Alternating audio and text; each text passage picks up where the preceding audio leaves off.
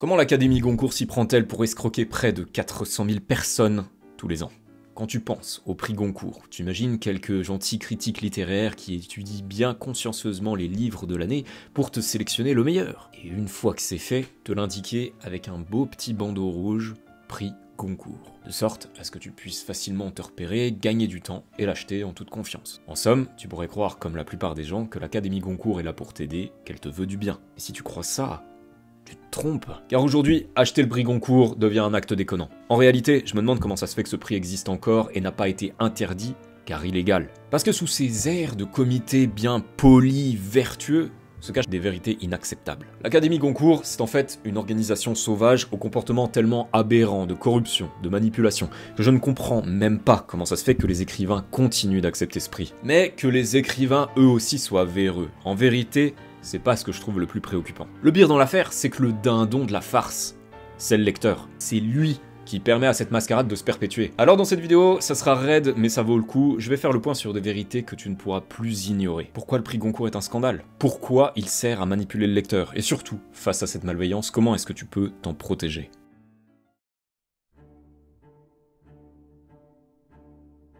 Laurent Mauvigné remporte le prestigieux prix pour son roman La Maison Vide. Prestigieux prix. Ils se foutent du monde, les médias ne se sont jamais penchés sur l'histoire de cette académie pour écrire des bêtises si énormes. Pourquoi c'est si scandaleux? Créée en 1903, l'Académie Goncourt a donc 122 ans. C'est 122 ans de petits copinages farcis de scandales. Là, je vais te faire une revue des plus gros scandales, et tu verras que le pire, c'est que ça va crescendo, car les plus gros scandales sont aussi les plus récents. Et donc cette expansion fait naître un problème encore plus immense. Je commence par le scandale le plus croustillant. En septembre 2021, lorsque l'Académie Goncourt annonce sa sélection de romans en liste pour le prix, un soupçon, mais juste un soupçon de polémique vivote autour du roman Les Enfants de Cadillac de François Noudelman. Pourtant, il y aurait déjà de quoi engager une enquête tant les faits sont étonnants. Car à ton avis, pourquoi avoir sélectionné ce roman fait polémique? Eh bien parce que Noudelman n'est autre le compagnon de Camille Laurence qui fait partie des jurés du prix Goncourt. Mais dis-moi, ce serait pas un énorme conflit d'intérêts qu'un juré puisse voter pour un de ses proches? Quand le scandale a commencé à se savoir, les autres jurés ont dit ne pas savoir que Noudelman était le compagnon de Camille Laurence. Et qui va gober ça, sérieux? Et puis si c'était vrai, pourquoi Camille Laurence les a pas avertis? Pourquoi elle s'est pas retirée? Les tics, c'est un concept surfait. Mais attends, il y a bien plus drôle. Non seulement Camille Laurence s'est pas retirée, mais le 16 septembre 2021, en pleine délibération pour le prix Goncourt, Camille Laurence publie dans Le Monde une critique où elle torpille le roman de Anne Berest, La carte postale. Tu me diras, Camille Laurence est critique littéraire, elle fait son travail, rien de choquant. Le problème, c'est que ce roman, La carte postale, il est lui aussi en course pour le prix Goncourt. Et étonnamment, il a un sujet très similaire aux Enfants de Cadillac. Non, bien sûr que non, elle est pas en train d'avantager son compagnon. Puis d'ailleurs, face à l'énormité, le jury du prix Goncourt a-t-il mis dehors Camille Laurence? Non, non. Face à la polémique qui enflait, Camille Laurence s'est-elle retirée? Non, non. Les médias ont-ils relayé le scandale? Non, non. Les plus gros, ils l'ont étouffé en fond de cale. Normal, tu me diras, parce que le prix Goncourt, c'est quand même une bonne source de pub et donc de revenus pour ces grands médias, alors le traîner dans la boue, ce serait pas bien judicieux. Et après le plus croustillant, parlons du scandale le plus énorme. Sur Wikipédia, tu lis que le prix Goncourt a été créé afin de récompenser le meilleur ouvrage d'imagination en prose paru dans l'année. Tu peux donc te dire qu'un comité, ce qu'on appelle l'Académie Goncourt, sera chargé de lire énormément et de te sélectionner le meilleur bouquin. Dans l'Académie Goncourt, ils sont tous écrivains. Comme ils sont chargés de lire, qu'ils soient écrivains, c'est plutôt cohérent. Pourtant, il y a un premier problème. Quand t'es élu à l'Académie Goncourt, t'es élu à vie. Enfin pas tout à fait parce que depuis 2008, tu ne peux plus siéger au-delà de 80 ans. Cependant, certains comme Didier Decoing ont plus de 80 ans. Et pour eux, la règle ne s'applique pas parce qu'ils étaient là avant 2008, donc avant que la règle soit mise en place. LOL. En fait non, c'est pas 80 ans, c'est 85 parce qu'en 2024, ils ont décidé de repousser l'âge. Et à ton avis, pourquoi est-ce qu'ils ont modifié ça? Parce que l'Académie Goncourt, c'est un cercle de petits copains. La plupart de ceux qui siègent aujourd'hui étaient proches des jurés, avaient été dans la sélection, voire pour 3 d'entre eux ont obtenu le concours. Car oui, certains ont reçu le concours et ont ensuite été élus à l'Académie par des jurés qui étaient les mêmes. Les mêmes jurés ont voté pour leur livre, puis quelques années plus tard, ont voté pour leur entrée dans l'Académie. Ce qui veut dire que l'on se retrouve avec un entre-soi douteux, pour pas dire un vrai cas de consanguinité. Remarque, c'est peut-être pour ça que certains écrivains, malgré leurs œuvres majeures, je pense à Alain Damasio, n'ont jamais été récompensés par le prix Goncourt. N'ont même pas d'ailleurs fait partie de la sélection. Mais bon, ces petits arrangements datent pas d'hier. Sauf qu'à l'époque, il y avait quand même quelques membres qui manquaient pas d'éthique et de courage. Par exemple, en 1932, lorsqu'on refuse le prix Goncourt à Céline, qui venait d'écrire le révolutionnaire Voyage au bout de la nuit, Lucien Descaves, membre de l'Académie, claque la porte du restaurant où la décision est prise, outré parce qu'il considère être une trahison. Il te dit « Jamais je ne remettrai les pieds dans cette académie qui est un marché, une foire et où, à quelques exceptions près, tout est à vendre. » Avec Voyage au bout de la nuit, c'est évident, l'académie manquait déjà d'ouverture sur l'originalité. Et aujourd'hui, comme l'eau du bocal est de moins en moins renouvelée, c'est encore pire. Mais le problème, c'est que le Goncourt continue de faire vendre, et très bien. Ces 5 dernières années, le Goncourt, ça se vend en moyenne à 370 000 exemplaires. Attribuer le prix Goncourt, c'est garantir le succès d'une œuvre et de son auteur. Mais il y a un autre acteur souvent oublié, alors qu'il est de toute évidence le plus intéressé. Qui est-ce qui est le plus intéressé dans cette affaire, à ton avis? La maison d'édition. Et où sont édités en général les Goncourt? Dans les grandes maisons, Gallimard, Grasset, Le Seuil. Jamais on n'a vu de prix Goncourt attribué à de petites maisons, alors qu'il y en a plus de 100 en France. Les écrivains édités dans ces maisons seraient-ils moins bons? Peut-être, à moins qu'il y ait encore une magouille là-dessous. Les jurés sont écrivains.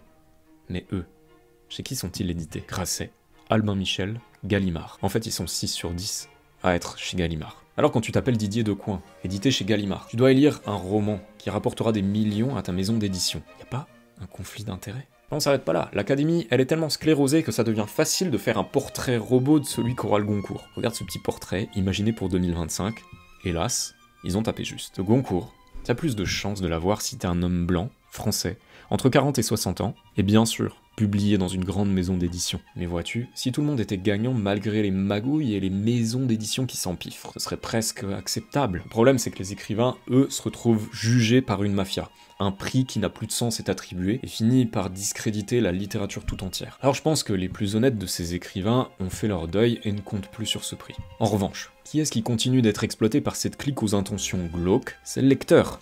Alors, serait-il pas temps de réagir? Le livre est un objet de culture, sa vocation c'est de partager, émouvoir, faire voyager, instruire, communiquer des informations. Dans notre société, il est devenu un bien de consommation comme les autres. En soi, c'est ok, pratiquement tout l'art fonctionne ainsi aujourd'hui. Mais lorsqu'on commence à mettre en avant un livre sous prétexte qu'il a été écrit par telle personne, édité dans telle maison, ça devient du favoritisme, et sous un autre angle, ça s'appelle de la discrimination. Que le roman désigné comme le meilleur se ressemble d'une année sur l'autre, sous prétexte que les jurés ont le même goût, se sont choisis entre eux et n'ont jamais été renouvelés, ça s'appelle de la standardisation, et sous un autre angle, de la propagande. Que les grands médias soient complices de cette organisation et ne dénoncent pas au grand jour cette mascarade ridicule, ça s'appelle de la collaboration. Les grands médias mettent un drap de soie sur ce qui est en fait une escroquerie. Sous un autre angle, l'exploitation du lecteur pour servir ses propres intérêts. Parce que même avec des scandales aussi énormes que ceux de Camille Laurence, cette académie est si bien déguisée qu'elle continue d'être perçue comme prestigieuse, légitime, et donc elle continue d'escroquer près de 400 000 personnes tous les ans. Mais si tu penses que c'est l'argent qui pervertit l'art, détrompe-toi. Ce qui pervertit l'art, c'est que certains assassinent leur amour-propre et acceptent de sélectionner malhonnêtement des romans pour l'argent, le copinage et un prestige qui sonne creux. Ce faisant, j'ai quand même quelque chose à redire à propos des écrivains. Même s'il y a un gros biais que de tout temps les Goncourt ont été sélectionnés plus pour des raisons commerciales qu'esthétiques, je ne dis pas qu'ils sont tous à jeter. En revanche, il serait temps que les écrivains eux aussi assument, prennent leurs responsabilités et refusent un prix qui sent la prison dorée. Un seul a refusé le prix en 1951, c'est Julien Gracq. Il l'a refusé en un geste de protestation contre ce qu'il considérait comme un système littéraire dévoyé. Voilà une posture qu'a du Jarret. Indispensable dans ce monde où le marketing prend le dessus. Oui, le marketing, ce mauvais marketing qui t'exploite. Un peu comme le beurre président, qu'on te vend comme s'il était fait avec du bon lait de Bretagne, limite dans la tradition. Alors qu'en réalité, ce lait, pour une bonne part, il vient d'Irlande ou des Pays-Bas. Avec le Goncourt, c'est la même. Le client aussi se fait enfler sur la qualité du produit. Il t'estampille un livre comme étant le meilleur, mais en réalité, j'en suis pas sûr. En fait, avec cette académie standard, qui a une sélection standard, incapable de surprendre d'une année sur l'autre, tu finis par te retrouver face à toi avec des livres qui n'ont plus aucun goût. J'en ai pour preuve que le dernier Goncourt, qui vaille vraiment le coup selon moi, il date d'il y a plus de 30 ans. C'est le Goncourt de 1992, Texaco, de Patrick Chamoiseau. En fait, c'est même le seul Goncourt que je trouve vraiment intéressant. Tellement vibrant ce roman. Farci de créole, où tu dois t'accrocher au poil de cette langue, qui t'envoie des images en pleine figure à chaque retour à la ligne. Or, c'est un roman exigeant, difficile. En plus de cette langue sauvage, son intro, son histoire sont pas du tout amicales. Texaco, c'est ambitieux. Et je te garantis que si t'aimes la langue, les moments où de 2 mots naissent des métaphores que t'oublieras jamais. Alors, trouve-toi Texaco. Mais soyons sérieux.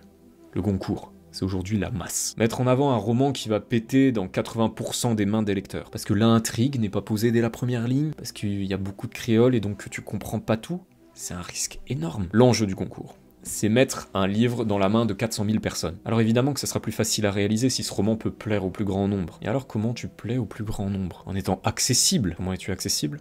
Avec un produit suffisamment lisse. Une histoire bien claire, un style gentil, en somme, facile à lire. C'est comme la bière Henken. Henken, pour écouler leurs millions d'hectolitres de bière, ils te le disent eux-mêmes. La force de notre bière, c'est qu'elle ne comporte pas de saveur forte. C'est là que le lecteur se fait avoir. Le Goncourt, c'est un produit qui n'a pas de saveur forte, qui prétend élire le meilleur roman de l'année, mais en réalité c'est faux. Ils élisent le plus facile parce que c'est en réalité le plus vendable. Donc, le plus rentable. Il se révèle que l'Académie Goncourt, qui est censée être le comité d'élite de la littérature française, n'a en fait aucune ambition culturelle. Car le plus facile veut dire le meilleur? Sûrement pas. Au contraire, c'est de la violence cachée parce que c'est toute la littérature qu'en prend un coup. Faute d'encourager l'esthétique, l'originalité, l'innovation. L'Académie Goncourt serait l'élite, serait prestigieuse comme disent les grands médias, si elle se montrait avant-gardiste. C'est-à-dire si elle faisait ce travail de voir plus loin que la plupart des lecteurs. Aller trouver le roman qui est en avance sur le goût des lecteurs. Aller dénicher les Rimbaud, les Céline, qui n'ont pas encore trouvé leur public. Là, l'Académie serait intéressante. Elle serait initiatrice. Elle inviterait à découvrir, plutôt que taper bas pour assurer des ventes. C'est une posture exigeante, ambitieuse. Mais là, l'Académie trouverait un sens. Bien sûr que ceci amènerait à des gros désaccords, des débats, bien sûr que les ventes seraient plus imprévisibles, mais nous en sortirions grandis. Ceci ramènerait une ambition culturelle là où il n'y en a plus. Mais voilà, nous sommes dans un contexte où Texaco est une exception, où Voyage au bout de la nuit n'a pas sa place. Or, à l'heure où les lettres d'amour ont un goût de ChatGPT, laisser faire une telle standardisation, c'est inacceptable. Tous ceux qui achètent le prix Goncourt sont persuadés que c'est un bon bouquin, qu'ils peuvent avoir confiance. Ouais, c'est probablement un bouquin correct, mais au fond c'est une marchandise, puisque ce qui compte c'est combien ils vendent. Et tu vois qu'on me dise pas que la machine Goncourt est trop grosse, on peut pas lutter. Ok, ces maisons-là ont des gros moyens, elles sont capables de les sortir ces 400 000 exemplaires, mais si ils ont la puissance sur les choses, qui a dit qu'il l'avait sur les êtres? Et qui a dit qu'on n'était pas capable d'accepter le Goncourt d'une petite maison d'édition, quitte à ce qu'elle mette plusieurs mois à les éditer à son propre rythme sans se casser la gueule? Et là encore, ce serait ambitieux. Mais qui ose? Le Goncourt n'a plus d'ambition du beau, il a plus d'ambition de faire connaître, d'innover, alors que littéralement, leur job c'est de choisir à ta place, ce qui est censé être le meilleur roman de l'année. Alors là, leur faire trop confiance, bah c'est un problème. Car si tu crois que tu vas acheter tranquillement le meilleur bouquin, alors qu'en réalité, c'est l'équivalent du Henken, bah tu te trouves dépossédé de ton esprit critique. En fait, leur contribution, c'est d'atrophier le cerveau, c'est de la zombification en puissance. Et tu vois, qui croirait qu'un petit bandeau rouge comme ça ait un tel impact? Car oui, l'impact, il est énorme. Les ventes ne désemplissent pas, alors que les scandales s'enchaînent. Alors te porte à croire qu'ils ont gagné, en fait, qu'ils en ont rien à foutre de ces scandales, parce qu'ils réussissent à les bâtir, ces fortunes, sur des lecteurs qui ont l'air complètement asservis. Pourtant, ça va être lors d'une nouvelle cartouche, certains qui ont l'habitude de ces sujets de spoiler, d'abuser, au sein de cette académie ont réussi à les ignorer. En Virginie Despentes, qui pourtant a l'habitude dans ses bouquins de bien secouer son monde, quand elle rejoint l'Académie Goncourt en 2016, je me dis, c'est bizarre, ça colle pas du tout à ses valeurs, mais à mon avis, elle rentre dedans, elle est maline, c'est pour mieux la faire sauter. Les années défilent, et rien ne se passe. Arrive 2020, elle quitte l'Académie Goncourt. Là encore, je me dis, c'est bon, elle sort, elle va dénoncer la mascarade. Et puis avec sa communauté bien vénère, bien soudée, cette communauté va la faire trembler, cette académie. Elle aura pas d'autre choix que de disparaître ou alors d'être réformée de fond. Que dalle, la Virginie elle s'est vendue comme les autres. Qu'elle ait rien dénoncé, c'est pas une fausse note, c'est le pot de chambre qu'elle t'a vidé sur ce qu'elle défend d'habitude. Alors face à cette entourloupe au grand jour, à cette académie avachie qui n'a aucune ambition, qu'est-ce que peut faire le lecteur? Eh ben remettre de l'ambition là où il peut. Car n'oublions pas une chose, sans lecteurs, sans 370 000 personnes par an qui ressortent des librairies avec sous le bras le prix Goncourt, celui-ci n'existerait plus. Le lecteur est donc indirectement le premier soutien de cette magouille. Ça serait donc temps de prendre ses responsabilités. Première étape serait de regarder la réalité en face, regarder ce bandeau rouge pour ce qu'il est, c'est-à-dire un leurre. Et après revenir à l'essentiel. Se faire ses propres idées, aller mettre le nez dans les librairies, sentir la bonne odeur d'encre et papier dans les étagères, ouvrir des bouquins, demander des conseils aux libraires, se laisser séduire par le niché. Et ceci fait, l'étape ultime, ça pourrait être de demander une vraie académie. Car oui, je t'ai pas parlé des autres prix, Femina, Renaudot, tout ceci sont du même acabit. Ça copine, ça boit du vin, puis à la fin ça colle des étiquettes sur le bouquin des potes. Je te partage la pépite. En 2013, la carrière de Gabriel Maznev est relancée par l'attribution du prix Renaudot. Gabriel Maznev, c'est un écrivain accusé de pédocriminalité. Dans le jury du Renaudot, accroche-toi bien, il y a l'éditeur de Maznev. Ok, et t'as aussi Bec BD. Bec BD, je te le cite, parce qu'il a quand même trouvé moyen de dire, on se disait il a plus un rond, il est malade, ça va lui remonter le moral. T'entends ça?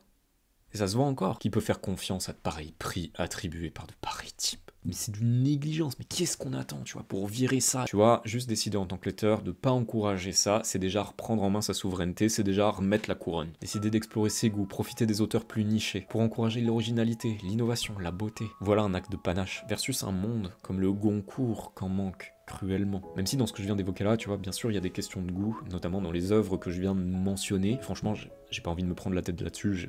Mon intention, c'est pas de défendre à tout prix, par exemple, que Texaco est le meilleur bouquin du monde. Mais ce que je veux dire, c'est que derrière, t'as une question de valeur beaucoup plus importante. Une question de structure dans nos choix. Et comment ces choix finissent par nous permettre de résister à des influences qui sont parfois malveillantes, comme celle de nous avoir juste imposé un bandeau rouge en nous disant c'est le meilleur, alors qu'en réalité, il n'y a pas forcément de fond. Et tu vois, c'est sûr que ça vaut le coup, de fait, de se bouger le fiac pour ça. Si t'as kiffé la vidéo, je t'invite à t'abonner. C'est un des objectifs de la chaîne que d'explorer l'art, parfois ses scandales, et de tâcher d'en sortir grandi. Les commentaires sont tout à toi si t'as envie d'en discuter. L'idée, tu vois, c'est d'être constructif et justement de cheminer ensemble, de soutenir, de débattre pour justement aider à la construction, à nourrir ses valeurs. L'objectif n'est pas de bâtir un truc hyper rigide, non, c'est simplement d'explorer et puis d'essayer de définir pour soi-même ce qu'on a envie d'être une ligne de conduite. Et pour ceux qui ont le plus apprécié, pour les plus ambitieux d'une certaine façon, tu trouveras en dessous le lien de mon canal Telegram, dans lequel je parle de comment vivre de ses créations, de comment je m'y prends moi-même pour faire grandir la chaîne. Donc si ça te chauffe, on se retrouve là-bas.